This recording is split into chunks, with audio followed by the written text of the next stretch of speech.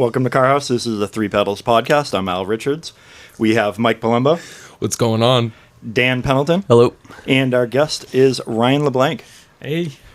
So thanks for everyone for listening. And if you're first time, welcome. If not, thanks for coming back. And what's going on, Dan? Nothing. You got some complaints? No. No? No complaints? No. Just, typical bullshit. What about you? How's your week going? It was a shit show today. There's only 3 people at work. Okay. So yeah. I was getting shoved around everywhere. Yeah. No, I've just been dealing with service writers. This week was just particularly abrasive. Abrasive? Yeah, Like sandpaper? Okay, so let me just give you an example, okay? So can we all agree that service writers' main role in a shop is to communicate to the customers what they need on their vehicle? Yes. Okay. Do you guys do video multi-points? Yes. Okay. So I get the diag thing too is tough for them to relay to the customer that we need time to figure out what's wrong with their car. Sometimes it's hard to tell somebody, hey, we don't know what's wrong with it, but we need $180 to start. And then sometimes you got to go back and say, hey, we did all these tests, but we need more money because now we got to take a bunch of stuff apart. So some service writers really they have a hard time like communicating that to customers, and it always feels like you're getting pushed back, right? Yep.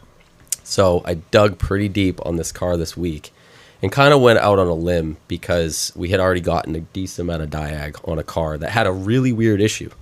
It was like a headlamp issue with a check engine light, and there was kind of like a twofold issue going on. But it was just one of those times where you're just like, okay, I really want to figure this out. So I'm just going to go a little bit further than what we've charged the customer at this point because I had hours into it. And then I figured it out. And then I put in all the specific recommendations. I had bad wiring at the comfort module. The coolant bottle was pushing coolant right into the harness. Into the comfort module, which caused a headlamp issue. The right front wicked it right up the I had to wire. swap the headlamp side to side, check all the wiring, make sure I could do that, because on the new cars they're all LED, so I didn't want to like backfeed something because it's the wrong headlamp. All the modules, nothing replaceable in the headlamp. So most guys probably would have been like, well, I tested the wiring, it seems like it's okay. We swapped the one bulb that you can swap, which was the turn signal, and it looks like you might need a headlamp. Well, so I started testing things and found that the wiring was bad under the dash, right? So corroded wiring started to melt. So I put in all the notes, did everything, go to the bathroom, come back out 10 minutes later. After spending 4 hours on this car, customer declined the repair. So I was going to say $2,300 to do it, to replace the module and fix all the wiring because you got to repin everything. And you're only going to get an hour. No, I mean, I quoted it appropriately because, I have to D-pin like 20 wires. But like the diag portion, like well, that you're actually no. going to get paid for? I pushed. Oh, okay. Because I was like, I got to pull the bumper and do all this stuff. And we had other issues going on, so I had to do other stuff. And I had sent a solid multi-point explaining everything, and the customer watched it. And it was like, okay. And I got pushback before they even talked to the customer, right? Regardless, we proceeded on. But what pissed me off is that their job is to communicate. So they didn't even have a conversation with me about what I found and the severity of it. So at that point, I was just pissed off. I'm like, you know what? You guys aren't communicating, so I'm going to take it in my own hands. So I sent the customer a follow-up video and then messaged them and said, hey, nothing too forward, but I just messaged them on the video messenger and said, hey, listen, I'm not sure how this was communicated, but I wanted to send you a follow-up video to show you that there was a thermal event under your dash that could lead to a fire. Not only are you going to have issues in the future with potentially your entire electrical system, but it could light on fire when you're going down the road because now we have literally the modules melting, right? So the customer called back and approved the repair. So it was kind of a thing this week because it was like just dealing with that type of thing where you're like, is it a dog outside? Fucking sounds like it. It is, Al. Yeah. Yeah, you're not going You're not going crazy. It's weird because I take the headphones off and I can't hear it, but I put them on. I'm like, what the fuck am I hearing? Is the shit? window open? Yeah, I opened Yeah. it up just to get some air in here, but maybe it'll be the dog's bedtime soon. Yeah, so that was frustrating because I'm trying to fix cars, diagnose them, and repair cars, and now I'm doing the job of the service writer. Yep. So that just made me upset because I was like, you guys are supposed to be the experts at communicating. Have a conversation with me before you go talk to the customer. And if you have a video system, it's a tool that you can use. You shouldn't be, especially on something that involved, you shouldn't be talking to a customer before you even talk to the technician, especially if there's a potential fire that's going to occur. Yeah. So my managers and the people I work with up front were fully on board with that. But if you're a service writer, try to do your job. Communicate. That's literally what you're paid to do. Yeah, I mean, I know half of them they send we use MyKarma, but they'll send it on its way and not even bother talking to the customer, trying to explain what's actually happening. So they just let you guys explain it? For the most part, but like, Sometimes that's better. I mean, it depends. I don't disagree. I mean, it happens with us too. The sales guys, they're just trying to sell something.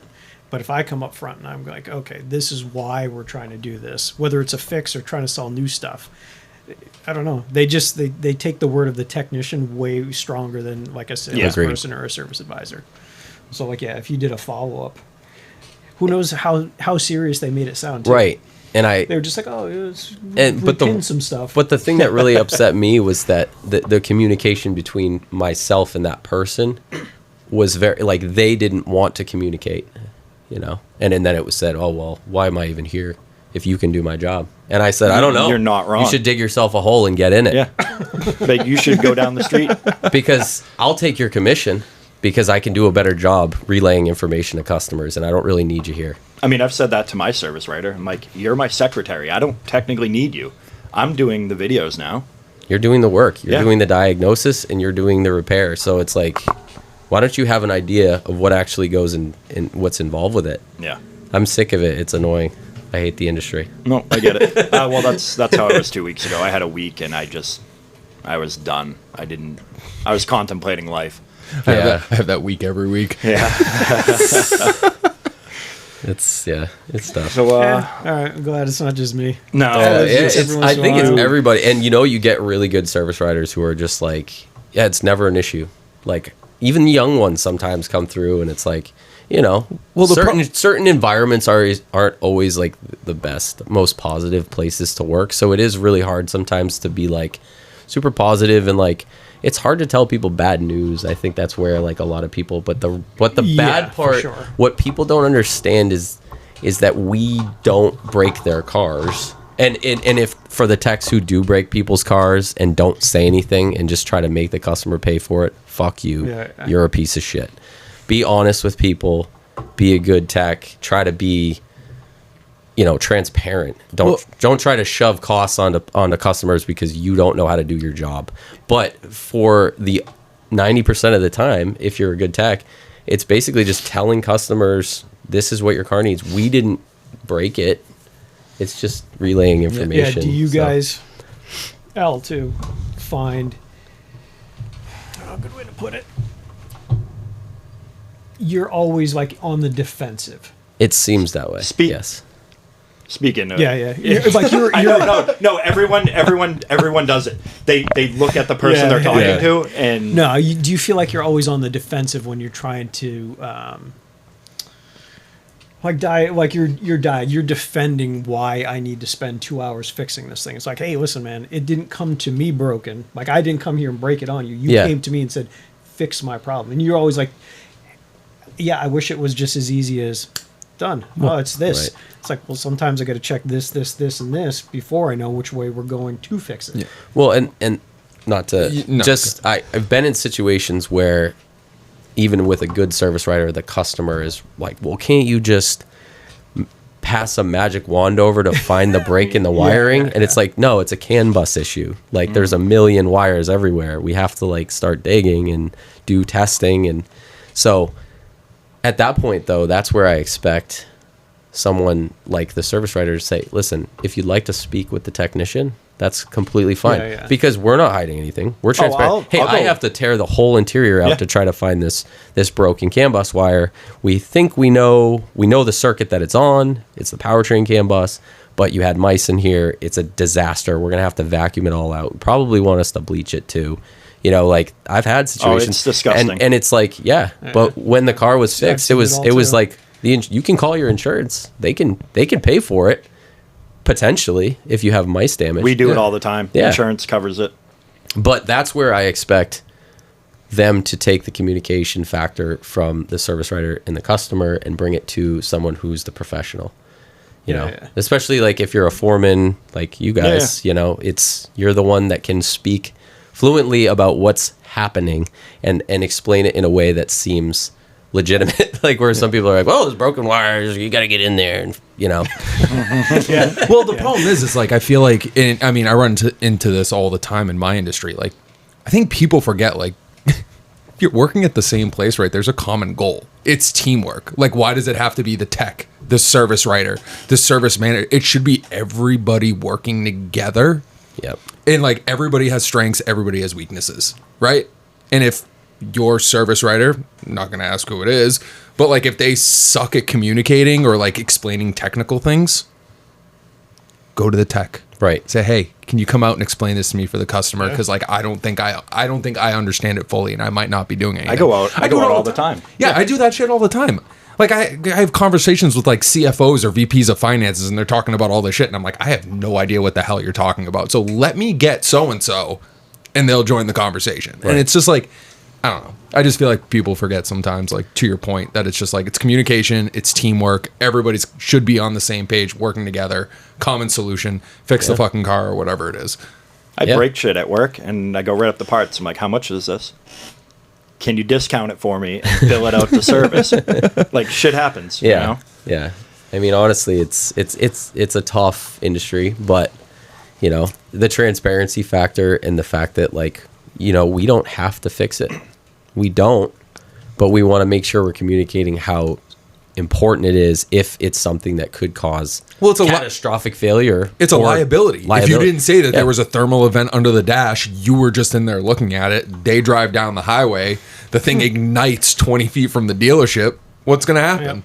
Oh, yeah. They're going to call you and be like, it's your fault. Right. Which is why I like the videos. Why didn't you tell me this? Multi-points, I always do them because it's like it covers your ass. It shows what's going on. You explain it. This is what's going on. You're okay if you want to take it. Now we have a video proof that you declined to repair. But do me a solid and at least talk to me before you just try to sell them on stuff. That's the other thing. I think everybody needs to get out of the mindset of selling people stuff. Yeah. We're literally trying to repair and maintain and take care of the vehicles. It's not like we're selling you things. Yeah. Well, some people are. I've Some been people are, told- which is shitty. But I've been told not to use that word. Yeah. Selling, because it sounds like we're selling them stuff. we're they don't trying need. to pick whatever Yeah. we can get. Yeah, you know? Recommendations. Yes. Yeah, well, I mean, honestly, like I'll go through the service history on a car that we haven't seen before. I'll go through their Carfax. I can look at all the dealer history across the nation for any service that they've done. I can look at all the parts that were replaced, customer pay and warranty. Oh, that's so fun. sometimes if I have never seen a car and it's like it's got 80, 90,000 miles, maybe higher, I'll check and I'll say, hey, you know, these things are due every 40, 80. So if you haven't done them and it doesn't look like you have, you should probably do them. I can only see warranty work. Yeah, that I sucks. can't see cash. Yeah, we got lucky. There's a system now that shows us all the customer pay. Sometimes the mileage isn't in there, but you can kind of do the math with. You can figure with out the dates. timelines. Yeah. But sometimes it's very confusing and it's time consuming because you're like, well, there's a lot of stuff done, so it's tricky. But I mean, I think it's a good tool for sure because then it just shows, okay, well, it looks like you did your air filter at Valvoline 60,000 miles ago. It's due every 60,000. You know, I don't have time to pull it out, but probably do it because unless you did it, you probably need one. Yeah. It's a quick like, okay, you think you did one? If you didn't, you know, we're not trying to recommend something you didn't do, but this is what we have for documentation. You know, I don't know, whatever. No, I get it. It's a tough industry sometimes. It always feels like we're on the defense. Especially even with customers, it's like, oh, why are you trying to sell me this? Well, they're always trying to think you're ripping them off. Exactly. That's Well, it's Yeah. probably because there's a lot of people. why. There's a who lot are. of people. Yeah. It's a dirty game. It's It's a dirty game. Yeah. Well, one of my random things, though, it might be less for you, but it definitely me over the years. You ever pick up somebody else's mannerism you work with? Yes. Certain words they say, like, I'm Oh, yeah. sure sales guys, it's the same thing. Yep. I mean, Hoyt, I worked with him for 2.5 years, and just like hanging out with him is one thing, but like working with him, the dirty game thing. I got that, That from was him. Justin? I got that from him. Hell yeah. So like, there's a lot of stuff like that I've pick up, but other people have picked up from me at work. Just random. Well, so it happens. I think it happens in a lot of places because there was one thing that everybody says now. And it's like when you drop something, it's like, whoa. And it's like multiple people that I work with say Oh, it. okay. And then there's let me come back to this. The only 'cause- thing I ever got from Al was never met a bad boob. never met a bad titty. Yep. Al loves cake. Yeah. I remember Cake. that one. Every yeah, time I I see mean- a cake in the store, I'm like, I know Al would eat that. I would eat that. I wouldn't care. What is there a cake you wouldn't eat? So one time Lara brought home, or she One went somewhere. time. No, I don't. She went somewhere. I don't know. It could have been Jen's house. It could have been your house. Yeah. And there was chocolate cake, and she's like, "Oh, I was gonna bring you cake home, but it was chocolate." I go, "So? Well, you don't eat chocolate. If I have the choice between chocolate And none. and none, I'm taking chocolate. But like, if there's a choice, if there's vanilla and there's chocolate, I'm gonna take the vanilla every time. But I go, I'm not gonna say no to cake. Oh my god. So, but yeah, Yeah, golden cake with strawberry frosting, far superior. Actually, most any kind of cake is more superior than chocolate cake.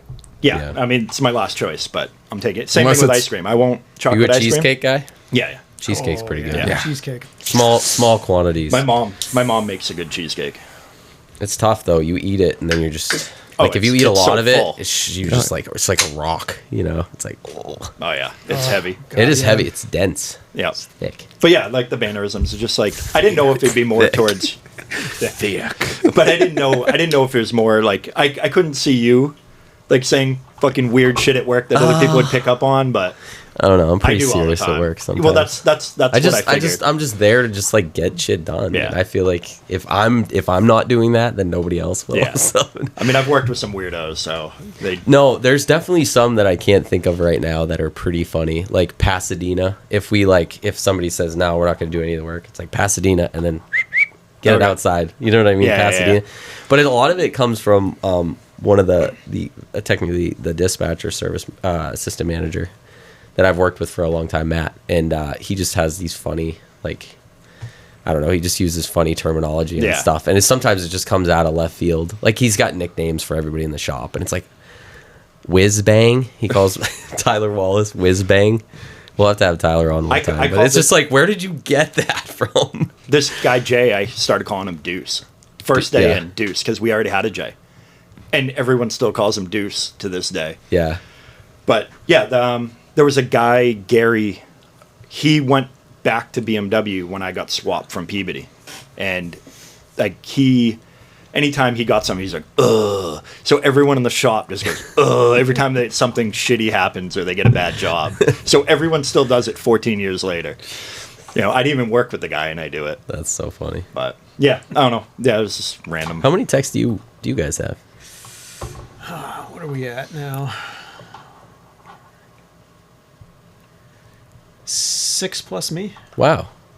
All right, so Okay, I didn't know it was that. let's introduce him and get into Yeah, it then. yeah. So Ryan LeBlanc, Hey. he part owner Yep, of part owner. Boomer. Is it Mcloud. Mcloud. Yeah, I didn't know if it's Boomers, still right? still Boomers. It started out as Boomer Mcloud as Yeah. kind of like a goofy pun, but we just call it Boomers. So in Merrimack now, used to be Yep. in Nashua. Yep, right off exit 11. Okay, and you, if I remember right, started off at Tweeter or somewhere before that. Before that, if anyone remembers Audio Link Audio Link in Yep. Bedford. Yep. I don't know what used it to is go in now. there It's all like, the it's like time. a travel agency or Yeah, something now. I drove by it. Yeah, well, you drive by it every day. Yeah. Or, yep. No, what I did, AudioLink, and then the guy that hired me at AudioLink, he opened the Boomer that was in Manchester. I worked there, left That there. was, what was his name? Rick. Rick. Yep. Yep. He's still around. I think it's dairy, cartoons and dairy. Yep. But after I left that boomer, I went to Tweeter for about a year and a half. And then my partner, Jamie, now he approached me about coming to work for him. And it's, 25 years now. Oh, wow. Has it been that long? If it's not exactly, it's close. Were you It's in really Nashua close. for a little bit, or? Oh, yeah. Yeah, okay, so 25 years. So I was going the to one say. on Amherst Street. Yeah, we're the same one. We had our place on Amherst Street in with I remember the RJ's car Motor shows. Sports. I remember the car shows. Yep, I used to go all the time. Yeah, he had it open for probably like 6 months to a year before he approached me. Yeah.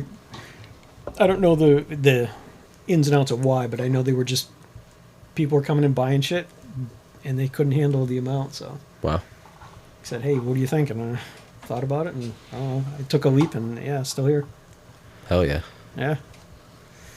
So what were you asking him? I was right asking before how many texts. Okay, so we can get Because back I don't into that. think I've really been inside the building. Do you have So it's a 2-story building, and downstairs it's like double deep bays, but we've put like a metal room and like a wood room on the back. Nice. So it's like one double deep bay plus 3 singles, and then there's a metal working area, or like if you had to like reupholster some seats, you could spread them out on a bench, and then we have a woodworking room. Very Upstairs cool. we have a tint bay, and then a bay where I have a CNC machine and like 3D printing and stuff. Nice. It's kind of a pain in the ass, like Al saw me having to carry wood upstairs. Yeah. We had to do But- it 3 times, 3 different sheets. Yeah. Yep. We don't do a ton of production where like it's usually like one sheet, and I can do whatever I got to do. But yeah, we built his entire box on the CNC. Yeah, it looks awesome. I sent them pictures as So it was I wanted to condense it down into 2 sheets just for the sake of having to carry it up the stairs, but there wasn't any way to do it. Yeah, it was crazy. You showed me. I remember you showed me at your house on the laptop of like the different The pieces, breakout, and I'm kind of looking at it like, all right, like I kind of get it, but I couldn't figure out how it was going to get put together until Well, it's like I was saw explaining it. to you, like I've done it 2-dimensionally for so long I can kind of see it, but more and more guys in the industry are getting into 3D, and you can have the whole piece and you can break different pieces out of it, and I really need to get on board with that because it saves a lot of the guesswork. Oh yeah, Of going like, oh shit, is that piece meant to fit in like this? It's like you can see it actually assembled in 3 dimensions and pull like an end piece off, a top piece off. and you wouldn't have had to make custom pieces after like we did with mine. Not custom, but like you had to trim out a few extra. No, you can still screw it up Yeah. in 3 dimensions. And Okay. If you're 3D scanning and you're building your 3-dimensional part in a 3D scanned environment, yeah, you're way less likely to make an error than the stuff that we were off on. It was just me measuring the angles wrong. Yeah, If I had little bumps here and there. And yeah, exactly. But yeah, Al got to witness me in panic mode when a couple of things were off. I'm like, fuck, how am I going to make this work? And Oh no, we figured it out. He did the holes for the sub box for 12 W0s when they're ones, and No, I double checked. I was right. oh, It was a late night designing, and the cutout was supposed to be 5/8 of an inch. No, I made it 5/8 of an inch, so 0.625, and it should have been 0.625. oh, it was just a That's oopsie. No, exactly what it was, and I kind of like. I'm like, I know what I did, but hey, we came up with a quick Yeah, fix no, on it the was spot. super easy. It to looks fix. awesome. Yeah, It does look awesome. Yeah, and it sounds amazing. Yeah, Like we well, just put on Illmatic. Yep. And it was just like boom, boom, boom, boom, and it was just so clear. Like you know, I've heard some bad systems obviously in my time, and it's always just everything's rattling, and it's just the bass is just not like crisp like that. It's crazy how clear the treble and the bass is together. So it really brings that sound to just like this perfect. And the metal was good too. Like actually. I'm sure you Yeah, can probably we tried tweak it it different. depending on what you're listening to. Nope. No, you don't have to. no. So it's I say you want to explain how you. Jesus. I mean, We'll go down I a Get rabbit into the hole. I know. science Yeah, of yeah, audio yeah. I mean, tuning. it's crazy. I watched him You do know, it for at it's- least an hour. I guess I'm kind of set in my way of how I do it, and it's just come from like just having to do it and failing and do it and failing and getting to where I have a system down that works. And depending on who you talk to in the industry or just in car audio hobbyists, everybody thinks they know what they're talking about, and a lot of them don't. It's just kind of like hearsay. Yep. So what I found over the years is you don't and a lot of radios have this. They'll have a bass EQ and a classical EQ and a rock EQ. That's just not a thing. You want like an EQ that makes music sound is close to like how the sound engineer wants it to sound. Yeah. With a few tweaks to make it sound good to you. Okay. And like I explained to Al, I have a demo board upstairs at our shop, and you can toggle between 6 different EQ presets. And they're not drastically different, but they've got like a little different roll off for, you know, where the treble starts coming in or where the bass kind of kicks up. And I'd say it's got to be at least 90% of the people pick one. Every so often somebody will go with one of the others, and they're all very, very similar. So I almost don't even give people a choice anymore. I'm like, you're just getting this. Do you have a song that kind of works for that? So did you do that? No. I didn't even give him the option. Okay. No, he would have picked it anyways. I know for sure. Oh, really? No shit. Yeah. If somebody is to the point where they're in the middle of a sale, and usually I'm not involved in the sales all that much, I'll be like, grab a song that you really like, maybe like 2 of them, just play it. And it's a push button. They can hold the controller in their hand and just toggle through. And when you find one that you like the best, stop on it. And they're always stopping on the same color. They're color coded. And then like Al saw, it's like a giant graph. So you go from 20 to 20K, and I have. God, I wish I could remember it off the top of my head. But it starts up here and it rolls down. It's kind of like a smiley face. Yeah. Give or take. But the ratios between the two, it's not. God, I do a terrible job explaining this. It's not the levels. It's the difference between the levels that matters. So everything's in ratio. So what you want to do is like with Al's, I'll use his example because it's the most recent one I did. You pick, and his is everything because it's a right-hand drive. Everything's the opposite. So you pick. Say I pick my EQ curve. I will set my levels to the amps, and I don't want to say they're perfectly clean, but I gain set them in to have a little bit of distortion. What everybody thinks is like loud is distortion. It's like, ooh, that hurts my ears a little bit. It's distortion. Because I have cars that are ignorantly loud and they don't sound distorted at all. And you can get to the point where like, and this is funny, like, because me and usually my business partner Jamie will be sitting in cars when I'm like, hey man, you want to check this one out? It's done. You can have it full blast and you can't even hear like the sound of like you snapping your fingers and like right in front of your face, and it's crystal clear and it's super, super loud. But back to what I was saying. So I'll set all my levels. They'll have what I think to be the appropriate amount of distortion at max volume. So at normal listening, it's almost never a factor. And you'll pick your most output compromised driver. So the one that's going to be the hardest to get the loudest in the listening position. So it's usually the passenger woofer. It's the one that you're going to want to put the most power to, and then everything else you set in ratio to that one. Gotcha. So that's basically the determining. Yeah, I wouldn't pick subs because subs are more determined by how many and how much power you have to them. Like you wouldn't want to throttle down your subs if you bought like 212s. Like if you had 212s in a ported box, you don't want to throttle that down in ratio. You want that to be as loud as you can. And you've got a sub volume, so if it's too bass, you just turn it down a little bit. But yeah, so I'll pick the woofer and I'll go, okay, so this is where I'm going to start all my tuning from, is where that woofer's at. And then you'll kind of play the driver's side and you go, okay, cool. Whatever EQing is going to happen, it's going to tone this one down to match. And then I'll set my tweeters from there. And then your rears, everybody's a little different, but I usually knock them down about 3 dB from the front, and that makes it so you don't sound like you have like speakers behind your head. It gives you a really good sound stage. And then he saw I can go through, and I have a program that I'll build a target, and I'll go, okay, if this driver responds like this, say it's a 3-way, it'd be a tweeter or a mid-range and a mid-bass. Then everything kind of falls into it, and I'll go, okay, what do you think you try not to over EQ something, so it'll give you 10 recommended points to EQ, and you can add more or take them away depending on the program you're using, because everybody's software is a little different. And this is just like a microphone, essentially? Yeah, it's a fancy microphone setup. It's 5 individual microphones. Oh, cool. So he had me sit in my seat. I rolled the window up, and he taped off where my head's going to be. Yeah, this is and where then I got out. ear are. He put it in the seat, and then he adjusted the seat height, Yep. close the door until it was like right where my head was at, so he knew where to aim it. Yeah, so this Very is cool. getting fancier. Back in the day, it used to be a single microphone, and I used to have to take like a screenshot, and I'd get out and sit in front of the laptop. This new stuff, I can do it all in real time. Very cool. And yeah, and like over time, I was going, okay, I can take 2 screenshots, so I'd take one in front of each of my ears, and I could average them, and that started sounding better. And this thing is by far the best setup that I've done because it'll do any kind of time measurement for time alignment. It'll pick one microphone, so the center microphone, because you can't time align to 2 different spots.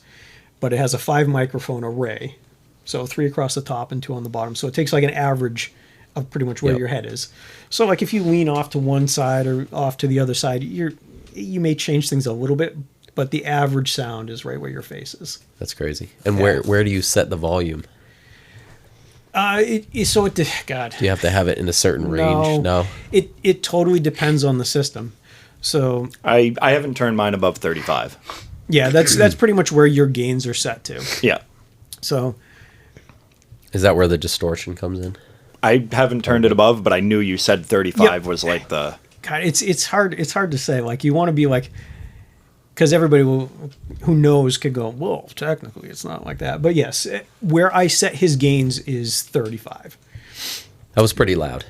Yeah. So Yeah, I could feel my ears. Yeah, I was like, okay. I couldn't imagine listening to it any Do you louder think it than would that. clear water from your ears? Like, I was like kind of like rubbing my ears, and I'm like, damn, this is.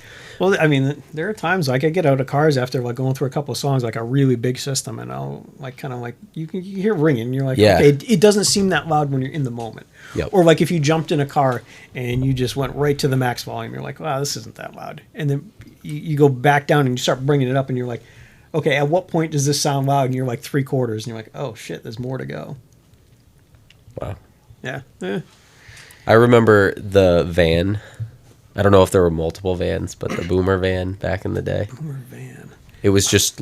Oh, I don't know if it was. Was it affiliated with Boomer? Or No, I know the one you're talking about. it was ridiculous. It had like probably like 20 subwoofers in there or something. Oh, this like- isn't the one that I'm thinking of. Then was Oh, it it a was- white? I don't remember the color. I just remember it was the craziest van I've ever seen. The speakers on both sides of the inside. That was nothing we did. So there used to be Oh, a okay. guy. I mean, Jesus, this was probably back when me and Al were in high school. Shaker. Yep. That was a Blazer, I thought. All right. Whoops. I think I know who had it roughly 10 years ago. I think it's the same one. Brian Valancourt. Yeah. Remember? I think his brother ended up with it, and it was in back of his house. I don't know where it went after that. Okay. But it That's was a nothing to it was an do with old it. 2-door Blazer, and it had Blazer. Walls of Yeah, subs, it had right? walls. Okay, On that the was inside. that was nothing. It was we so built. it was No. so crazy that when they turned the volume up, the whole thing would shake. Like it was, and you couldn't even get near it almost. Yeah. It was so loud. And I remember because there was some of the Boomer shows people would do. I kind of missed that because there was so much audio back then. Like it was Yeah. so cool. I don't know. The industry's changed, or at least like the environment's changed. You know, like car shows, like local car shows used to be a thing. And Yeah. we used to do it, and it was a pain in the ass. And I'm sure it was from that perspective. Yeah, trying to keep an eye on it. Like I look up to the guys that can do car shows and like do them for like multiple years. It's so much organizing. Yeah. And like ours wasn't even really that organized. It was just kind of like a hangout, and we It was audio heavy though, I felt like. And the cars were much different then because I was probably in high school when it was on Amherst Street. Yeah. But they also did a show over at the the Armory. The We were doing Armory. at the Armory for a while. and Right that was right across crazy. from Tully, right? That was crazy. I Yeah. remember the audio. I was impressed by like I just So- don't see cars like that anymore. Really, Well, like, it's the industry in general has changed. Like I don't think I see that many people coming and going like, "Yo, man, give me like the Just the Al. bass." No, that's what we do. That's what Yeah. I want to do. Is A right. full, not just throw 2 subs in Yeah, a car. yeah. Yeah. Well, Yeah. no, I mean the cars I would see at these shows, they had like the full enclosures, kind of like the hot import night Yeah. stuff. But some of the Yeah, cars, so some like- of the cars were like super cars, and I'm sure you still get. So some of some that of stuff, some but- of like the giving up my entire trunk to an install stuff. Yeah. that's kind of fallen off. Yeah. We do a lot I of told him, I go, if you want to use the whole trunk, go for it. I'm like, Yeah. I don't care. But he's like, no. He's like, we could build something into the spare wheel. Yeah. Well, it'll be Still fine. you got still plenty of space Yeah. for some bodies back there. Couple two Well, The trees. okay, trunk is so- so wide, dude. It's crazy. it was quite the throwback driving that thing home after I was done with So it. cool. But no, like we used to do a lot of that where people were giving up like half to 3/4 of their trunk to just subwoofers. And now, call it all the same people that were the customers back then. They're now older. They got families. They got hobbies. They golf. You're going to put a golf They want golf club. clubs. Yep. So we tried to do, call it more with less. And I'm not saying we don't do like big custom installs where like I am rebuilding the entire back of a car. But more often than not, it's like, how can we fit all this stuff in without giving up that much? Now, You- when you, I'm sure the audio on some of these cars that you do is probably in the tens of thousands. Yeah, I would say if you came to me and you said, I want a really nice system, like really, really nice, if you didn't have 10 grand on as like a bottom number, it would be tough. So when you do that, do these people like go to their insurance companies and say, "Hey, listen, I just spent 20 grand on a"? I don't know. I'm I just mean, honestly, if you're I'm sure you walking, could, yeah, but if you're also walking in and dropping 20 grand on an audio setup, you're probably not too worried I about guess, what yeah. your insurance coverage is And- going to yeah, be on that. and Yeah, what's probably. and what's the most? Is it a lot of SUVs, or is it more like the supercar stuff? Or are you doing like station wagons? Hopefully, We do a little, yeah. I got a good one for you. It's a little bit of everything. We see tons of guys with Porsches, yep. lots of SUVs, but still like a lot of BMWs. How's the Porsche audio like from the factory? Is it very good? Okay, everything from the factory. If you think it's good, it's dog shit. The best of the best, is I would shoot to be above that for like even like entry level stuff. So, what is the best factory audio? If you is it like Harman Kardon, Fender? I have a thought on that. Okay, for me, they all suck. And it's because the two factors that really get me is one, the speakers. You could probably make OEM speakers sound really good with an aftermarket amplifier and me being able to DSP it. There's been plenty of cars where brand new come in and we just sell them amplification, and I'm like, wow. Honestly, unless you blow something up, I don't know as though selling you another like $5 grand worth of speakers would make this that much better. But it's because the audio engineers, they try to engineer it so that it's mild and it doesn't break. Right. So like their EQing and their gaining is very, very mild. A lot of factory stuff has like tons of EQ and like weird little tricks that are going to make not great speakers sound okay. You know, like even like high-end, like what, B&O, Burmester, all the EQing just sucks. Yeah.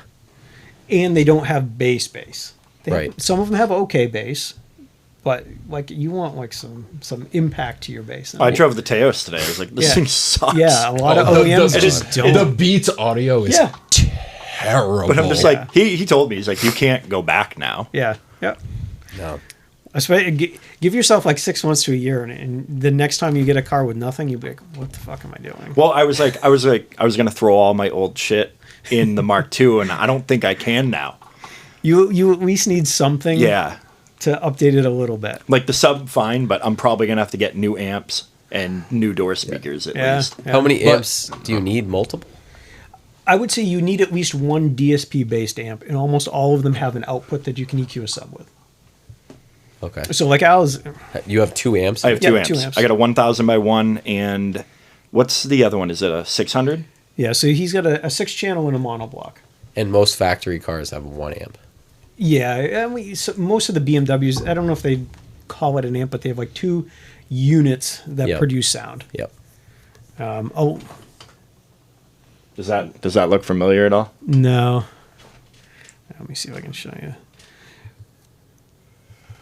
I do have pictures I need to send Al of all his. That was a weird Yeah. building on Amherst Street, huh?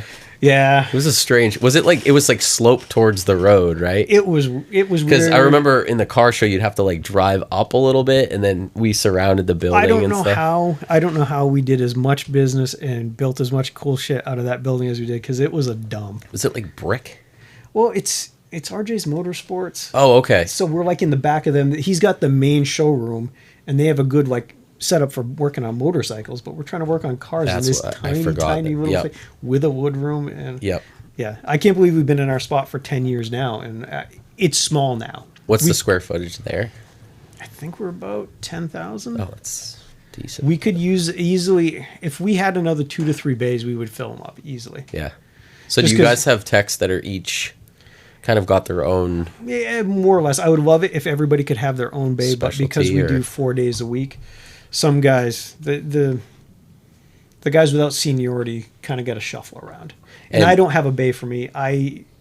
You just hop around. I hop around. I do help. I would love it. And I say this all the time to my partner. I'm like, listen, man, like, if you could find a way to have me just build the cool shit, I would love it. But like, there's nobody else that can troubleshoot like me. There's nobody else that can like put the give a shit factor into like the Yeah. stuff that like really is into. So it's like, I can only do so many things, but I would love it if I could just build stuff. So every once in a while, like I'll tell you about a station wagon. We get something where it's like, no, this is like a high end. I'm doing this. Right. Yeah, and it's like, okay. Was it an RS6? No, it was a brand new M5 competition wagon. Yep. What color? I Like asked, that Laguna Seca, like green, blue. Yeah. It's ridiculous. He was like north. We did a high end radar detector, and if you guys aren't familiar with like integrated radar detectors, they go for about 10 grand. Holy So I've got a guy, Chris, that does primarily that. So What does it do? It'll jam any kind of laser. It'll so everything's independent sensors. So there's 3 independent laser detectors, diffusers in the front, 2 in the back, and then front and rear radar sensors that you mount in it. There's a GPS antenna, so you can do like location marking where there's like speed cameras and stuff. But instead of just having like a little sensor like stuck to your bumper, he actually builds gloss black covers that hide the sensor, so it looks just like a piece of the bumper. Wow. So it got that. It's got a magnetic removable front plate.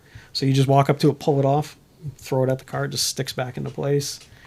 But he was at least 50 into just audio. Whoa. But so that system had 2 8-channel DSP amps plus 2 sub-amps. It had, what did we do? So we did a tweeter and a mid-range in the center location, tweeter and a mid-range in each front door location. The new BMWs, they're doing away with that 8 that's underneath the seat. Okay. Probably because there's some kind of hybrid battery or something. And they have this weird little ported enclosure with like a 4x6 in the door. So I got rid of that, and I molded a new, you know how most newer cars have like a plastic inner skin? Yeah. Yep. So I molded 2 6.5s onto that skin, cut it through so it vents into the door panel, sound dampened the whole thing, repinned all the harnesses so there's new wires into the door. So there's 2 6.5s in the bottom of the door. In the passenger footwell, we got these really shallow 5 1/4 inch subwoofers. So there's a plastic subwoofer enclosure in the passenger footwell. Yep. That he lost like maybe 2 inches of floor space, so you don't even know it's there. Yeah. So there's up front base on top of the 2 6.5s. Mid-range tweeter in the rear door, mid-range tweeter in the hatch, and then 2 10s in the floor in the back. Wow. So it sounds better than Al's car? It's that. So over the last couple of years, my 2 favorite cars that are probably the best sounding is that, and my partner Jamie's BMW, or no, not his BMW, his Mercedes. He's got like a 2122 E63. Oh, nice. So same thing. That car comes with tweeter mid-range and factory 8s in the floor. So we did that, and I did the same thing. I did 2 6s in his door. Where do they put them in the floor? Like how do they? way up on the firewall. There's like okay. a call it like right where like the crumple zone usually is. Yep. Yeah, they have 8-inch woofers. Wow. They're not very deep. So you don't want to get water in that car. No, definitely not. Definitely not. Yeah, what was I doing? So, oh yeah. So this is under Al's seat. Those tiny little. Oh, yeah. That's his 2 amps. Who makes them? That's Matcha Audio. Their high end stuff is Brax Helix. They're like a German company. Yep. The Match stuff is a little limited as far as features, but it's awesome. Like I have the exact same amps in my Passat wagon. Yep. And like I was telling Al, I know me, so I'm going to double it up. I'm going to do 2 6 Yeah. channels and 2 sub amps eventually. Things coming out pretty nice. Yeah. That wagon. But, That's your yeah. beater, right? Yeah. Yeah. Every car he has. Every car he has is a beater, but it's super nice. Yeah. No, I'm on the wagon train.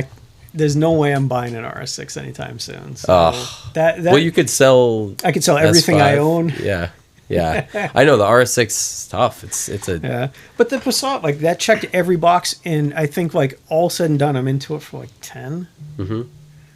And it really wasn't that bad. I mean, it's got things I don't like about it. the but- transmission. You Yeah, the hate. transmission. Yeah. I can't. But he you has drove an it. extra. Yeah. Yeah, it sucks. Does that drive you up a wall? That the way automatics drive? It was weird. God, Like I don't hate mine. Yeah, I don't know. I mean, yeah, it's I think fine to maybe drive, Mine's but just not.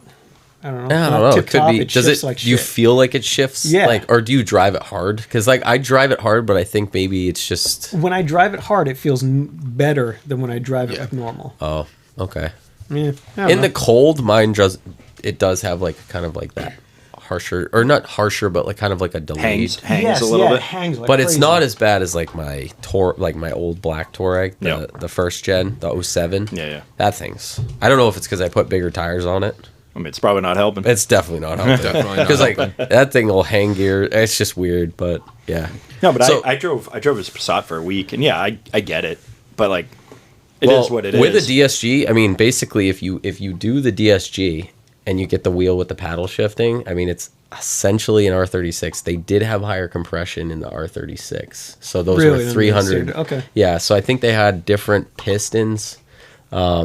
I think the rods were the same, but they had some slight tweaks to the R36 engine. But essentially, if you do a DSG, I say you're nothing pretty to tune, close. nothing to tune you know? won't fix either. Yeah. Yeah, I mean, you can get it. I mean, I love the way my coupe drives. That's by far the best that car's ever driven the way it is. So this is like the closest thing to it. Oh yeah, I forgot that the coupe is a 360. Yeah. Yeah, we'll get into that. And it's hard. It's probably hard to compete when you have that dog shit auto transmission, and then you have Yeah, a your 6-speed. your coupe 3.6, which Well, you know that Fun. So the coupe is a 3.6 from the same exact Passat, but with an R32, a Mark IV drivetrain. So Right. it's a 6-speed. is right. So I mean, I've Yeah. got an R32, a Mark V, engine, transmission, everything sitting on a crate Yep. for one of my other projects, and I'm looking at that transmission, going, just drop it in there. Yeah, It find would another be- one later for the other car. Find another one down What's the road. cool with those is the modules all built in. You know Yeah, what I mean? yeah. So I it's started like- looking through diagrams, and I'm like, It's not that bad. It's I just need an extra pigtail. Yeah. Yeah, it's that lock connector in yep. the front of it, and it's like you just power it up and. We'll see. Yeah. When I'm done with all the other things I have going Well, on in my so life. back to the audio thing. yes. We were talking about like custom, like building stuff, and I was trying to dig for a picture. I don't think I got a good one. Yeah, we'll save the cars for Yeah, the yeah. second car. Yeah. So, question for you though. Yes. So this is this okay. picture there. That's the hatch of that wagon. So Oh, wow. So in front of those amps, there was a factory subwoofer enclosure and like a factory lithium battery. I relocated the lithium battery off to the side, and I built an enclosure for 210s that went in there. I wish I had a picture of it finished, but I got matching BMW carpet, and there's removable panels that you can lift up, and you can see the back of the subs. They downfire, so it's all usable, and you can lift it up and see the amps. But so he lost maybe right where the subs are, so just in front of those amps. Yep. Like 2 inches of floor height. Right. And that's it. That's in his not- hatch. yeah. So Now, I'm sure, like you said, the industry's changed quite a bit. As far as integrating, is it a lot more difficult now because way everything worse. is so much more connected? I was going to say that was going to be my question. So, like, how has car audio changed now, where you can't necessarily just drop in a new head unit or do like obviously with all now integrated wiring and modules and all that fun stuff? How has it there's changed? so many different avenues. So back in the day, every car could just put a radio in it. There was a dash kit and you could put a radio in it. There was like maybe like one or two that you couldn't unless you did a lot of work. Now it's like 50%. Like half of the cars on the market, you can replace the radios. And of those half, what's the reason to? Like, what are you gaining? Most cars come with CarPlay. They come with Bluetooth. Maybe you don't like the operating system, but, that's it. So you're kind of stuck with, do you want to spend the money for kind of a redundant radio replacement, or and this is where I think a lot more of the industry is going to go. There are companies out there that make interfaces that will plug into the outputs of the factory radio and give you like a flat output. It's super common with like GMs, Fords, and Chryslers. You plug in this module, it interrupts the audio before it gets to the factory amplifier, and it gives you pretty much like a flat output. And that's the best way to do it. But say like this BMW, nobody makes an interface for it. So I'm looking at all these channels. I need to know the frequency response on those channels. What's the factory time delay on that? If there is time delay, am I trying to sum those signals together? Can I fix that time delay before I sum them together? Because if you sum channels that have time delay in them, you're going to get all kinds of weird cancellations in them. And this is all stuff that's come about. And I remember when this first started hitting the market and I wasn't really like wise to it. I'd be like, God, this last car I did sounded amazing. Why does this one sound like such shit? I'm doing the exact same stuff. And then I started getting more and more into analyzing it. I'm like, oh, Jesus, I'm missing like 50% of what I should be doing. How are you interpreting the information? The interface that Al saw. It's instead of looking at microphone information, I can hardwire into like a speaker channel. Okay, that's what I was going to ask. How are you actually getting the information that you need? It depends on how you want to analyze it. I could grab it before an amplifier, but I couldn't make any changes to it. So I could grab like a factory amplifier output like right before it goes to a speaker and look at it. But the way I've been doing it is I kind of look at it and go, okay, I want this channel, this channel, this channel. I feed it into the amp and I'll look at the output from an amp. So all these DSP amps that have outputs, I'll look at the output, and that way if I'm going, will this change I'm going to implement work? I can just do it in real time, and if it works, then I'm good. If not, I got to start over again. But that BMW, it had 8 independent channels that I was doing on the front that all needed to be time delayed, EQ corrected, just so I could get like a signal I could work with. And then I had to do it all over again in the rear for another 6 channels. So that's a bit tedious. Like even Al, so that's at least a radio signal, so it's flat. Or if I'm using one of these interfaces I was just talking about, it's a flat signal. So I don't need to necessarily analyze it. I know what I'm getting. So I can just work on the output side of things. So that's the one. So if you can replace a radio, do you replace it? If you are doing crazy DSPing, what can you do with it? How are you going to fix it? And then the other one that just kind of came out in the last couple of years, and I don't see a lot of it, there's a third-party company, and they're using, I don't know a good way to put it. So they have like a little data module, and it plugs into all the factory shit. It analyzes all the factory data. So if you've got like vehicle info, like doors open, TPS info, it will now feed it through data into the brain of a head unit. And then you have just like a raw monitor that you mount in a bracket. So like you don't want to get rid of your factory look. It just puts a screen in place of a factory screen. It's cool. It's more expensive than doing just a head unit, but the integration is way better. So like if you have like a Chrysler and you have climate controls on it, yeah, like a Jeep would be a great example. You've got like all your factory volume and climate controls, and it comes up on your screen. So if you use this radio with that module, although that will come up on the screen still. So it's kind of redundant, but you get way better usability out of it. There's so many avenues, and it really depends on what's your budget. Do you care about the user interface and stuff like that? How much time do you spend picking out what products to use? Because you obviously are pretty familiar with the brands and who's making good audio equipment, but like you said, with budgets and stuff like that, do you spend a lot of time trying to pick out specific components? Like, I'm sure that goes, if you don't get the right components, you could make it sound like shit, right? Like, yeah. So when you say that, do you mean like per job or is like a vehicle, a product mix in our building? Oh, I'm sure there's some that you use more often than others, right? Yeah. But like when you like for this BMW, for instance, did you end up using the factory touchscreen radio and everything? So you integrated it all. Yeah. Okay. That one being so new, there really isn't much on the market. Yeah. God, that's a good question. So it depends on who the salesman is, and it depends on, I guess, what the goal is. You know, are they really looking for better sound? And sometimes there have been ones where, like, hey, one of my sales guys will come to me and go, hey, this is what I got. And I go, ugh, shit. Just so you know, like, these are the issues. Are terrible. No. Yeah, that's usually how I would say it to them. Like, wow, this fucking sucks. You need to go do better. back to the drawing board. No, but I'll be like, hey, just so you know, like, this isn't what I would have picked. You're going to run into this issue, and this issue.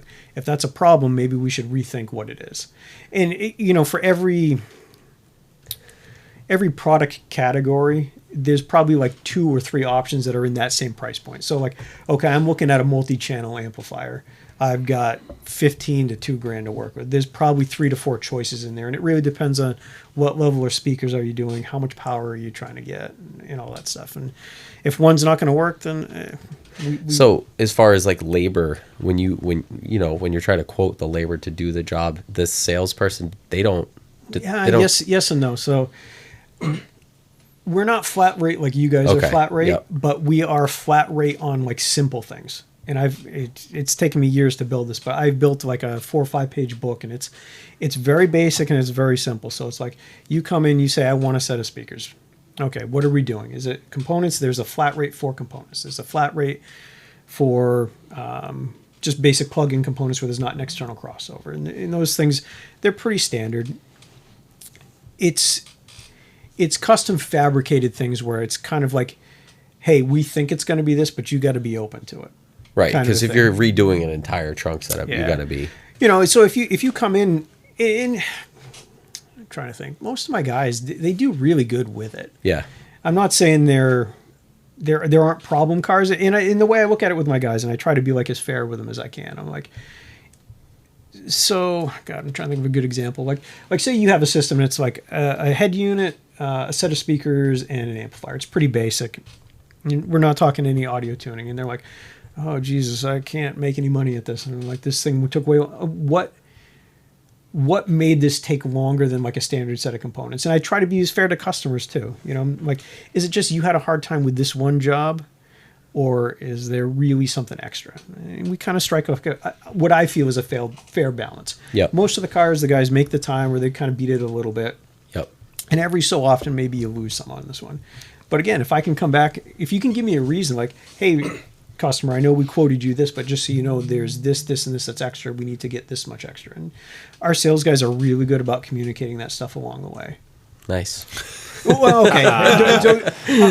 I'm relating to everything you're saying because like that's why I was asking the defensive thing. Whenever somebody comes into us with troubleshooting, I feel like I'm always on the defensive. I'm like, I know you think you're coming in here telling me you've got your speaker crackling, but it's not just the speakers, it's something else. And I don't know what it is. I don't have the magic wand to just fix it. I need to do an actual like troubleshooting on this. Yeah.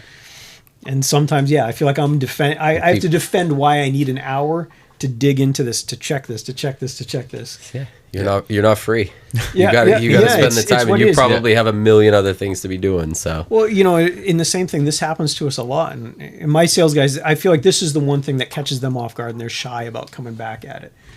Somebody comes in and says, "Hey, man, I want new speakers." Okay, cool. Check out. These are your 3 choices for that. Cool. You pick these ones. Put in. Nobody says anything about the fact that this one isn't working. Guy just assumed it. Didn't say anything. It goes down to the bay. The guys do new speakers. They plug them in. They go, "This speaker doesn't work." Oh my God. So now we have to go back and go, okay, is it a busted wire? Is it a bad channel? And it's like, so we need an hour's worth of time to troubleshoot, half hour, whatever. And then we have to figure out what it is. And then we have to tell you what the fix is. And I think my sales guys they're scared that we've done the work for the speakers and the customers go, well, I don't want to pay for the speakers. And I'm like, unfortunately, in that scenario, you didn't tell us. You didn't ask us to figure out, hey, I have a speaker that's not making sound or that sounds like shit. Can you figure it out? So it's in our business, because we're sales driven, like nobody's coming to us not nobody. Most people are coming because they want something. They want something new. They're trying to buy something. But that can happen. Yeah. Yeah, it's tough. It's tough to navigate sometimes. Yeah. So here's my kind of weird question, because this is kind of how my brain works, right? So you've got someone, so like imagine walking to a dealership, right? You're looking at 2 different trim levels of a vehicle, $3,000 price difference. Yeah. The next step up has whatever, factory Harman Kardon or something like that. And someone's like, you know what? yeah, I'm going to spend the extra $3,000 because I want the upgraded audio, but I don't really care about the other options in it. If someone were to get that lower trim level with their base radio and they walked into you and they were like, hey, for $2,500 or like what? Because I would imagine today, right? So like you were saying, like, right, people coming in with families, they want the usable space. Most people are not looking for a setup like what's in Al's car, right? You're not going to be blowing your toddler's eardrums out in the back. Wait. I had 412s in the LS400 when Laney was 4. Okay? No, but so like dollar for dollar. Punk rock dad. If you came in, I bet you I could. So like, if we're not talking speakers, I could sell you like stuff like, okay, the product that's in Al's car, those match amps, they make BMW specific setups where you can get, okay, we send them the VIN, they go, okay, you need this package, it's this amp with this harness, and it takes the place of that. You can plug in that amp in place of it without even changing speakers out, and I can do all the EQing and stuff. That's way better than buying like whatever the upgrade is. Yeah, because I'm just curious, because like you always look around and you see like for all of these, I mean, especially with like Focal, they make all their factory replacement speakers. You can get a DSP, you can get an amp, you can add a sub, and it's not extraordinarily priced for the hardware to buy this stuff. No, I don't think so. I think if you had like, if you're using like $3,000 as a number, like $3,000, that will probably get you amplifiers installed and maybe like tuned. Yep. Hands down. Yeah. And then if you wanted subs, I mean, subs are the limit because you can, sky's the limit. Sorry. Because you can start like around $1,000, so you can go like, you spend like $5,000-10,000. Yeah. Those Focal subs in that BMW, they're like $1,800 a piece. I saw a post the other day. Some guy was disassembling a Lamborghini. It needed a speaker, and it was like straight up an Audi part stamp on it. Oh yeah, 100%. And it was $200 through Audi. It was like $1,200 through Lamborghini, and it was the same resistance and everything. Like it was the exact same speaker. Yeah, and I was like, how do they get away with that shit? Yeah, well, the markup. Yeah, Italian, because it goes into a Lamborghini. Well, I forget what it was. There was like I was watching something. There was one part on like a Bugatti Veyron. It was like an evap canister or something like that. It's the exact same on a 2.5 Jetta. Yeah. But if you buy it through, Bugatti, parts. it was like $9,000, but it was like $130 at Volkswagen. Did you keep the monsoon from your Passat? No, you ditched all that. The Passat didn't have monsoon. The Passat was base. Oh, okay. All right. It's base, and if I'm remembering... mine's Dynadio. Yeah, I was going to say, Yeah, and in the B6s, it's Dynadio if you got the... It honestly probably sounds like shit in comparison to everything he listens to. So the same thing. So like if the speakers are in good shape, if you just put an amp on that and played with it, I bet you could... My Passat still has complete mismatched front factory speakers, and it's tuned, and I bet you it sounds better than almost anything else. Probably. So Factory. the amp is underneath for the Donadio. It's underneath the seat, the driver's seat. Yeah. And all of the wiring was like brittle and broken because I thought I had a bad amp, and I was like, I don't think these things really have bad amps. So I took it apart and checked for any corrosion inside of it. Dry rot. Put it back together. I think I sent you a picture. This was years ago, but I was like, let me dig through the wiring. And it was like there was a bunch of broken wiring for speakers, like basically. And then I had a bunch of blown speakers. So I went through the whole system. I had to buy one of the, it's a tweeter bass speaker combo in the front door. It's kind of like... Yeah, so the tweeter is up high on the sail. You're right. You've got like a mid-range. It's a mid, and then, And they're like the low one, so my mid is just an empty hole. Yeah, I had replaced both front doors on the Passat because they rusted out because that thing is old. But it was beat, I bought it when it was beat, but I tried to go through it because I wanted like decent... I wanted it to play sound because it didn't when I got it. And but yeah, I think it was like maybe $275 my cost for that speaker. And all of those speakers are a lower impedance than the standard that makes bass sense. model stuff. So I don't know. Some people love that. They're like, oh, the sound is so crisp. And I'm like, it sounds all right. Like if you have a CD, it sounds good. If you use the Bluetooth that I wired in, it's not very good. But I also just hijacked the like the aux port, essentially the two wires that go back into the factory radio. So, but Yeah, I don't know. We still got to do the Audi, the one I drove here. 100%, man. I mean, if we can do something decent, I mean, Kim's gonna keep that car. So. Oh, the new one. No, the silver. Oh no, the Audi. No, the RS4. Arteon is fine. Yeah. You know, she probably doesn't listen to music even. It's one of those things, you're going to go down a rabbit hole. Once you get it in one car, every car you jump in, you're Yeah. going to want it. Well, It's hard. Like, it's easier in older cars, right? To make it. No, it's like- not. Is it less expensive? no, it's about the same. Yeah. So, okay, like my, what year Audi? B6? This is an 07. Okay. So it's a B7 technically. Okay, so mine's an 8.5, Yeah. and it's got a screen.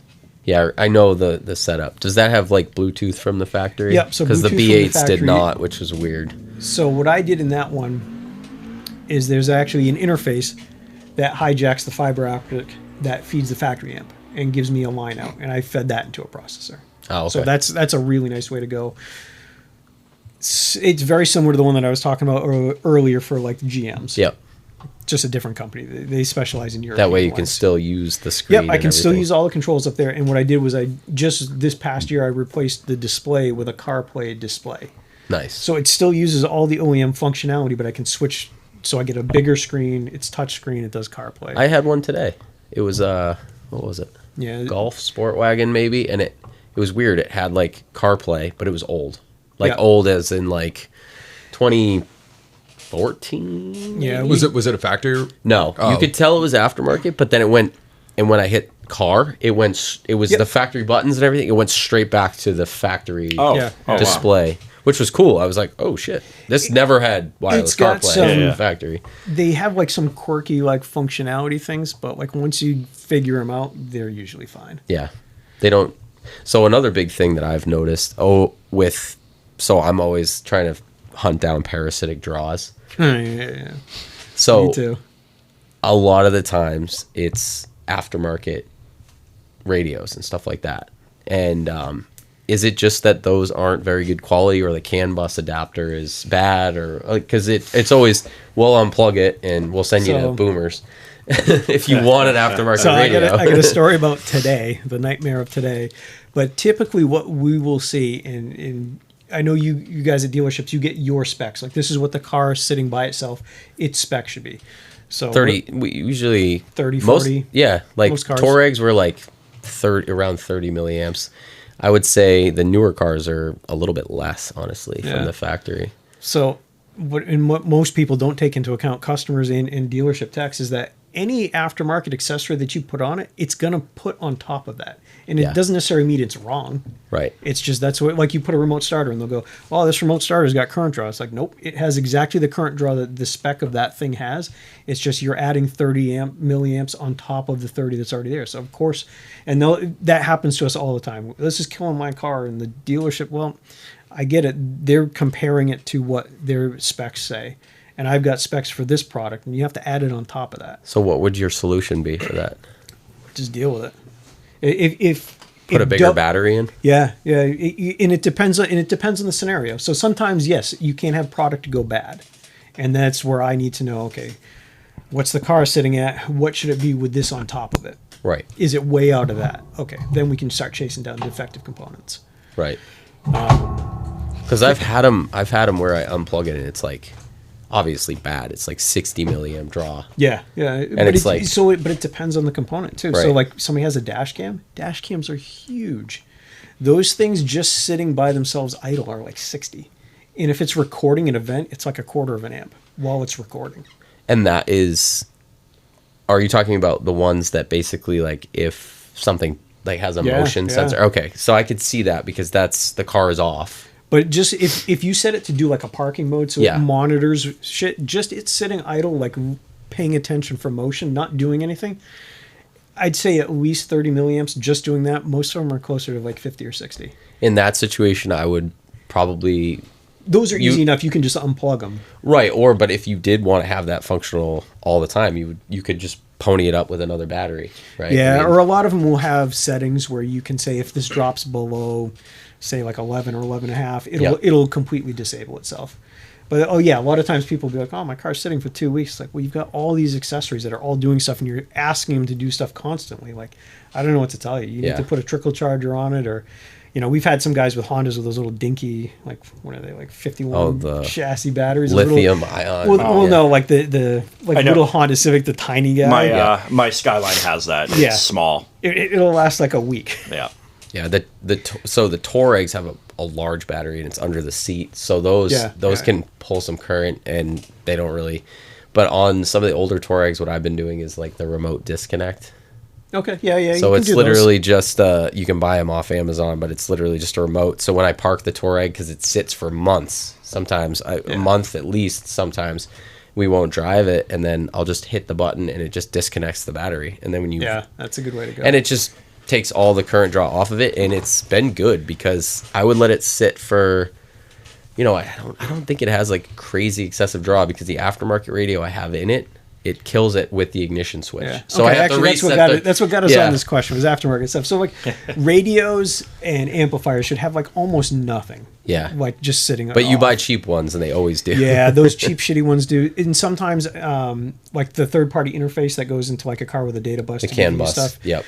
Those sometimes I've seen them go bad, and they do have excessive draws. But that's easy enough. If you send it to us, I can unplug it and I can analyze it. Yeah. But it depends on what the specific scenario is. So the story I got today is I got a Beetle that came back to us in 09.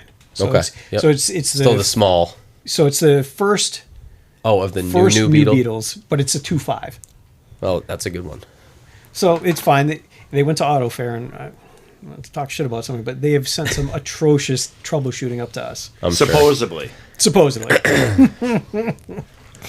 That's my new thing. Supposedly, yes. I didn't see the diag sheet, but that's what somebody told me. No, trust me. So I've seen it all. I've seen it all from Auto Fair. So it's bad. So they said, "Oh, this has a 500 milliamp draw, and it should be like 30." Totally makes sense. They said we pulled the fuse. It's the radio. It's an aftermarket radio that we put in. So I'm like, okay, it's probably not. But let me start digging into this. I pop the fuse back in. Sure enough, they're correct. I go, okay, it's not the radio because I unplugged the radio. I go, and I'm looking through diagrams, and I use all data. Yep. And the only other thing on that circuit is the amplifier. I'm like, shit, it's got to be the amplifier. So I tell the guys upstairs, and this is where us selling stuff and fixing stuff kind of like conflict each other.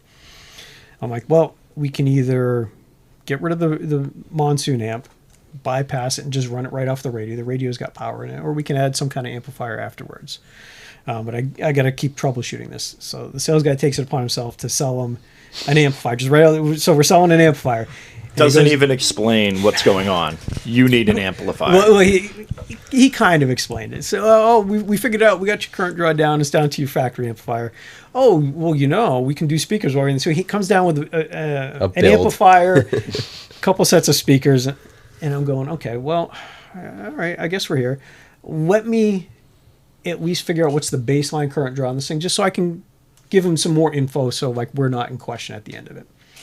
And the current draw is still there with the monsoon amp out and the radio out. It took me like 3 go-arounds going through all data. There's a satellite tuner in it. And all data gives me 3 different locations for it, and I couldn't find it in any of them.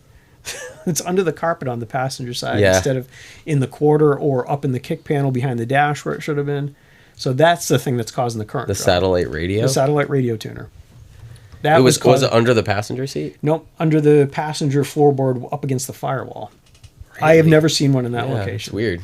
And all data said it was underneath the passenger rear speaker, in the trunk, or underneath the glove box. No shit. Yeah. Technically, it was underneath the glove box. Technically, it was, but not by the diagram. The diagram had it like up high, like off to. They probably didn't even have a serious. I've seen Volkswagen's diagrams, and they're not good. Because we had an aftermarket radio in it, so they weren't even using it. They weren't even using it. Yeah. So like they already sold this, so I'm like, listen, like guys, well, you got to slow down here. Like, could you just unplug it and? Yep. So the draw went away, but they're still doing all new speakers, all new amplifier, and this is something they dropped off for like an hour and a half's worth of like troubleshooting. Hey man, you got paid. Well, that's what I'm saying. Like they're going to be the happy. Beetle's going to bump. Yeah, they're going to get a much and it's better. going to run forever because it's a 2.5. Yeah. They're going to get it, but yeah, that's where it's like I'm trying to cover my ass on the troubleshooting side of things. I don't want like let's say like I just said, okay, cool, it's these 2 things. I did all the work, and then they take it home. It's still got the same current draw. It's going to be dead in a day. I mean, half an amp a draw doesn't. That's the doesn't take problem long. with somebody who doesn't do it Yeah. physically, and mentally. Yep. Trying to relay stuff to customers. yeah. And that's where the communication thing comes into play, because if you're not an expert at something, like I'm not going to pretend to be a plumber. I can try to plumb stuff, but if it's out of my realm of expertise, I go to a plumber or an electrician. You know what I mean? Yeah. When it comes to cars, like I know Well, the service writer fairness, doesn't. So it's, In fairness, sometimes it they was know it was some one stuff. of our newer sales guys. Yeah. So he has like no automotive experience, but he really tries. Yeah. So he's one that, and he's gotten much better at not being afraid to like correct himself. Like I know you said this, but you're gonna have to go back and explain it like this, because what you just came to me with isn't quite the situation. Yeah. But he's younger. He's still like I think he's in his like late 20s. So. Well, that's the thing. Like we have. But yeah, you can't be scared to like, okay, fine. Like I get it. You don't know it and I'm not expecting you to, but like don't be scared to come and ask me. Right. And if you need me to like dumb it down and really explain it to you to make you more comfortable, like it's just going to make your job easier. Yeah, I just expect more from people than I think they're willing to give sometimes when it comes to like the professionalism and the taking care of the customer part. Yeah. And I think that some people like just gloss over stuff and then it ends up it shoots everybody shooting themselves in the foot, because then we have to backpedal to try to figure out how to explain it. Where if we had just approached it correctly, and that comes with experience. It too, does. and, It happens to us all the time too. For our end, it's sales guys. They're approaching it from like, I'm going to sell Mike. this. Just kidding. Whoa. See, that was my problem in sales. What? I cared too much of a heart. Yeah, it's tough. You can't have a heart in sales. Just outright bullshit people. No, well, but you probably sold and kept You built relationships. I did. And that's, I did. Yeah, that's When it. And if you're straight up about stuff. If I go back to selling cars, if I was doing 25 cars in a month, 20 of them were probably repeats and referrals. Yeah. Yeah. My partner Jamie, he is the face of Boomers. Yeah. So there are people that have been doing business with us for 20 years, and they still come in. They're still talking with him. So yeah, like he's always putting a good foot forward with people. So if he has to come with them, and go, hey, listen, this is a problem. Like it has more weight than like a newer guy. And like the newer guys, they have to fight uphill to like earn that kind of. I wouldn't say like respect, but like that presence of like, I know what I'm talking about. You still have to make a name for yourself. Yep. That's simply what it is. And I'll be the first one to always say, like, you can go round and round with sales, trainings, this, that, and the other thing. It's relationships. Yeah. That's a huge, I mean, if that's not number one, that's number two. Yeah. And once you've landed like a good customer, it's so much easier to they don't question you with shit as much. Like if it's a new customer, why are you trying to sell me this? Like he's got relationships with people and they just come to him, hey, this is the budget I've got. Just make it happen. Here you go. I'll write the check, make it happen. 100%. That BMW guy, that was the same kind of guy. This is like his fourth car with us. So he just comes in, he's like, I know you guys treat me right. Just I got this kind of a budget, just sell it to me. Yeah. Well, new car sales, EC. I mean, that was the first new car that we bought. His friend that we went to Portsmouth Volkswagen, worked with him a long time. Yeah. It was an excellent experience. Like if I ever need a new car and Mike isn't selling them, that's where we're going. You know what I mean? You will never catch me selling cars at a dealership again, my friend. So, but that was because I could tell that he was a genuine dude. He was honest, and he wasn't like pushing the sale. We knew what we wanted, but it was refreshing. And I think it does, a lot of it comes with experience, honesty, and transparency. And that's the biggest thing that builds relationships. Also product knowledge too. Product knowledge is huge. He knew because we were looking at this 09 wagon, right? And I told him, what's his first real name? His real name is Samal. Okay. But is it Emery? Yeah. Emery. Yeah. But he calls him EC. But the guy he knew back to the Mark V's, like kind of in a dorky, all the like trim him and levels, Mike all the way. packages. we used to sit at his desk when we were at the dealership, and he had the order guides from VW So going you'd back to fantasize like about what 05. package you're gonna put together. Well, so we were talking. Well, you have a B6 wagon. Yeah. Dan's Yep. got the B6. Yep. So we would sit there and we looked it up one day, like the number of combinations that you could order a B6 Passat. Like if you go back in 06, like you could get the VR6 Sport, Yep. Lux, 4Motion, front wheel drive. There was a couple different packages for the 2-liter and various options and option packages between those. And it was something crazy between like wheels, colors, interiors, something like that. There was like 7,000 combinations That's of crazy. a B6 Passat that you could order, something insane like that. And then you wonder why they weren't making money, but Could that's a Volkswagen different go, like, somewhere in between like that and like what they have now. Just somewhere It- in between. Yeah. Somewhere in between. Mike believes that What happened to you, Volkswagen started going downhill after the Mark V. But Yeah, they they started making money. I think they were peak 2015. Yeah, they went downhill after Mark V's, upswing with the 7.5, and the back down with the 8s. Whoa. But then, they came out with the Atlas, and everybody ate that thing up. So, I Yeah. mean, there they are. yeah. It's all SUVs. Well, Yeah, so there was an 09 sport wagon for sale, and I sent it to Mike, and he was like, "What the hell?" And it said 20T on the back, so it was the Jetta sport wagon, so it was a Mark V. Yeah, so it still had the Mark V front end. Yep. And I was like, "What the hell is this?" Because it says 20T. Yeah, And I'm like, would it had a TSI? There was a split year, obviously, so they put the 2-liter TSI in it. But it was still a Mark V Jetta, not the Golf, right? Because they went to the Golf. Golf and the in 2010. Yep. Yep. And it was a manual with power, everything, and sunroof and everything. And we're like, and it was gray interior too, which was really pretty cool. And we're like, how is this? And so I was talking to when we were buying the Arteon, EC was like, I don't know if that car exists. It must be a listing error. So he pulled out the build sheets, dude. He still has them, and he was like, "Oh my god, they actually did offer this." And it was just funny. It was like, wow, there must be like such a small number. Still waiting on a message back because it's still on Facebook Marketplace. I even hunted him down to his personal profile and was like, "Listen, dude, if we can come get this," it was $1,500. It said it was, I forget, was it dying when you put it in first gear? Yeah. 6-speed though. I'm still telling you, my dream Mark V so wagon. who is it? Is this for you? This would be him. Okay. This I would, say, yeah, do you this need would one be. more? No, I mean, it's cool. It's a cool spec because I mean, realistically, it would exist, go but now that I live 5 minutes up the road from Dan's house. Realistically, it would just it would live at my house. live at his house until Okay, Dan fixed okay. it. But no, man, if that was laser blue with the gray interior, with the factory HID option, with I don't think they came in 18s. I think they were 17s. They were called like the Avignon wheels or something like that. They were like a really simple 5-spoke. I think I know what you're talking about. If it had those, that would be like, that's the They were just pinnacle. the clean 5-spoke, Yeah, like it's- a well, wicked, yeah.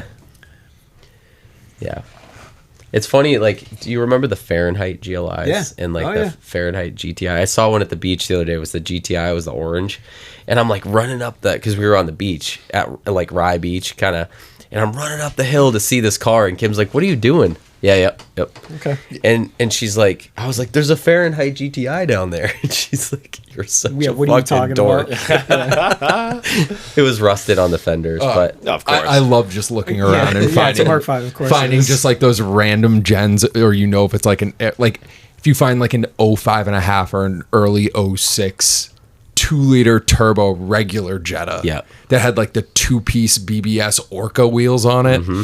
like those weird little packages and stuff like that they had. I love that shit. what was your?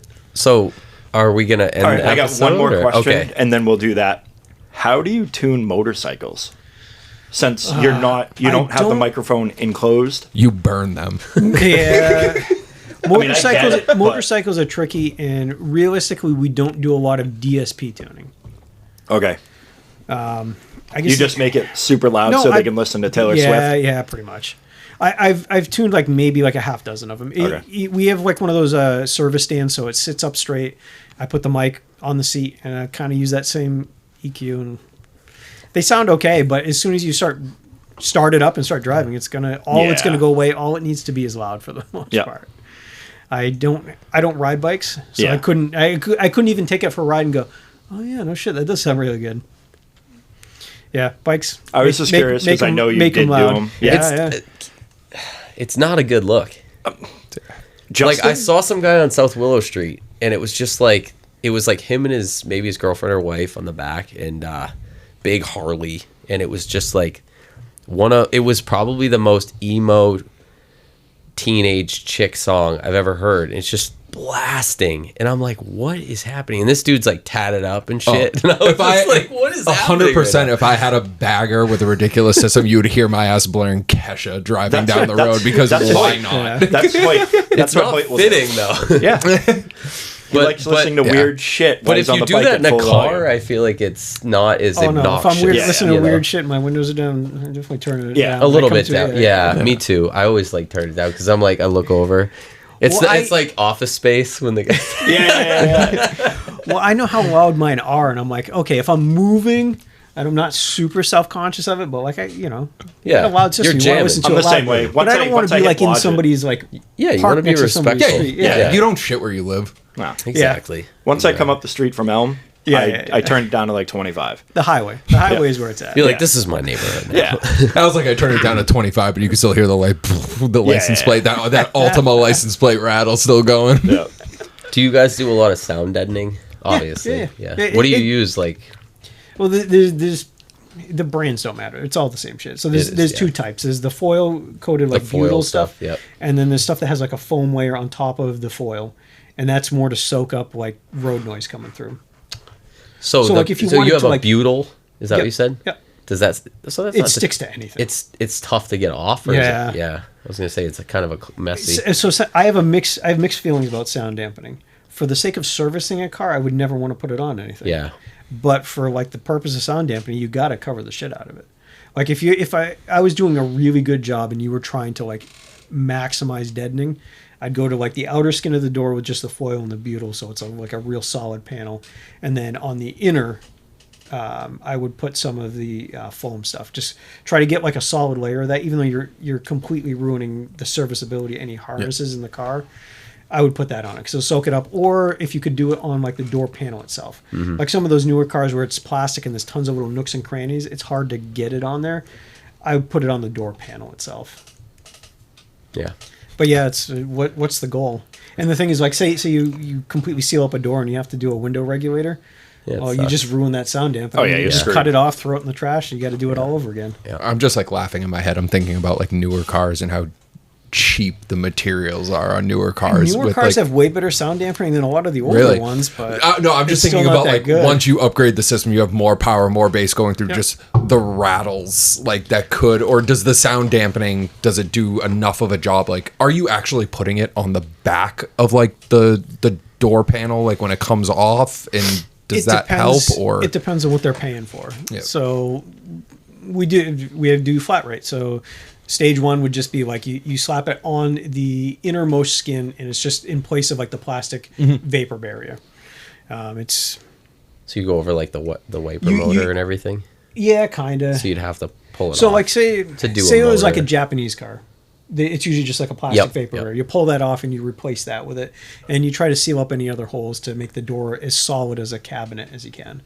If you're really trying to maximize it, I would peel that off. I would get in there and I would try to get as much of the outer skin covered just to make it dead. Mm-hmm. Like right on the back side of the door, like right? You don't have to fully cover every inch of it. If you could get 50% of the metal that you can get to in there. On the door skin? Yeah, the outermost. I've noticed on, I think even the difference. B6s, they have like a big square. They have like square. One square. Yeah, if you can put more on it, it'll definitely make a difference. You know what I noticed the other day? Because I was swapping the fenders on that rot box. They swapped the fenders. They kept those big sponges in there. Yeah. But when you take it out, the horn sounds different because it's literally it's all behind that giant pad. Yeah. But why didn't they use styrofoam? I don't know. Like it literally was soaking wet. It's a sponge. I wrung it out. And that's why the new fender rotted. Yeah. I had to get another new fender. Hence why every single Mark V B6, Yeah. whatever the hell it was. Mark said every single fender rotted out because of that stupid sponge. They do use styrofoam in some newer cars. What I've started doing with all the all the Volkswagens I have with rotted fenders, if I replace a fender, I'm like bed linering the inside. The inside, yeah. It just makes it Does so that much help nicer. with sound deadening as well? I'm or- sure it does. Yeah. But like in my GTI, even though I'm going to get rid of it eventually, I have no inner fender liner, so I coated the inside of everything with bed Nice. liner and then painted it. That's cool. Yeah. I just thought it was funny. I locked it after I did the fenders, and they were like way louder. I was like, Yeah. I'm like, Echoing Echo, right off the echoes metal. right Yeah. out of there. oh, that's weird. I wish they had pulled that originally because I wouldn't have had to replace the fenders again. But All right, so you guys got any more car audio stuff before we're gonna? No, that was refreshing. It was- I enjoyed that. I mean, it was. Yeah, Did I sound like I know what I'm talking about? a little bit. I fooled you good. Well, because I don't know shit about car audio, so that's awesome. Is JL audio still good? Yeah, they're real Okay. good. The only thing that sucks is they got bought up by Garmin now, and they changed all their websites, so like I can't find information anymore. Oh, you were telling me about that when you look up the specs for my Yeah. subs. That sucks. I don't know all the new innovations that they're coming out with. I think they had like in the pipeline already, so I don't know if Garmin's gonna. I guess Garmin bought them because they're really. I wouldn't have thought it, but JL was huge in marine audio. I guess where marine audio is big, they were huge. So Garmin jumped on board with that. They haven't really changed anything. Unfortunately, they got rid of all the like local reps, all the guys that I used to call with questions. They're gone. But they still. I was make gonna say, do you have somebody you can reach out to like navigate? I think their corporate, like tech support, is still all the same guys, Yeah, and those guys are always really good. tech line basically. Yeah, actually, Yeah. I would say like my ability to tune really got stepped up a notch when I went to the JL training. It was Yeah. the first time I went to a training where it was like 3 days of just really breaking down like this is the procedure that you want to follow. Because before I had just kind of winged it on my own. I'm like, I got like decent results. But they really said, like, okay, this is where you need to start analyzing. This is how you need to fix it, and this is how it's going to come. Where out. was that training? Phoenix? Oh, If, damn. For whatever reason, Phoenix is the big hub for car audio. Did you just go to Sedona after? I wish. Actually, no, I did. That time, I flew in a half a day early. I went up, drove around, looked at neighborhoods, stayed the night in Sedona, and came back the next morning. Yeah. That was prior to you purchasing? Yes. Oh, no shit. No, I've been going. There's a bunch of, for whatever reason, Phoenix is a car audio hub. So I've been Yeah. going to Phoenix for trainings for like at least the last like 15 years. No shit. That's cool. All right, so we're gonna do a part 1 and a part 2. So we're gonna end this episode, and maybe you'll listen to it back to back. If not, then be about a week apart. So you can listen to us on Spotify, Apple, YouTube, Amazon Music, Pocket Cast. You can follow us on Three Pedals Podcast, Carhouse, Capone, Mike at send__it, and Dan at Dan J Pendleton. And it is Ryan GLX 79. 79. Yeah, that's me. Or what are we at Boomer Nashua? If you want to see any of the car audio related Okay. stuff, we don't do a ton of posting, but every so often we'll fire off some. Usually it's just like it's not like in process shots. It's always like the finished product. Yeah, Yeah, let me the double polished. check. Yeah, make sure that's the right one. Pretty sure it's at Boomer Nashua. I'll end up tagging it. Yeah, on Boomer the, Nashua. Boomer Nashua. Yep. All right. So that'll wrap this up, and we'll be back in about 5 minutes. Bye.